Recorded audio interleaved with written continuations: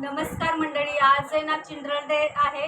तर स्कूलमध्ये सांगितली ॲक्टिव्हिटी काय बनवायची, जेवण म्हणजे डब्बा काय द्यायचा मुलांना. तर विराजसाठी सांगितलेलं आहे की चायनीज भेळ बनवून आणा घरून.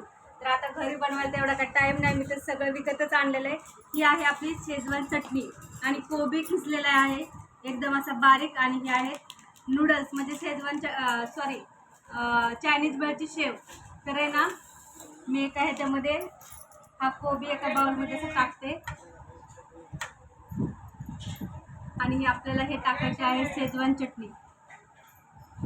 आता हे बनवायला तर खूप मेहनत लागते, पण हे सगळं मी आणलेलं आहे विकतच, त्याच्यामुळं फक्त असं बनवताना मी दाखवते. खूप भारी लागते आणि मुलांचं हे फेवरेट आहे, म्हणूनच स्कूलमधून सांगितलेलं आहे त्यांना की तुम्ही चायनीज भेळ बनवायला घेऊन या. सामान फक्त घेऊन यायचं आहे आणि स्कूलमध्ये ते बनवणार आहेत. तर अशा पद्धतीची आपण चायनीज भेळ बनवलेली आहे. तर कशी वाटली चायनीज भेळ तर नक्की कमेंट करून सांगा आणि खायला पण या, एकदम भारी लागते बरं का.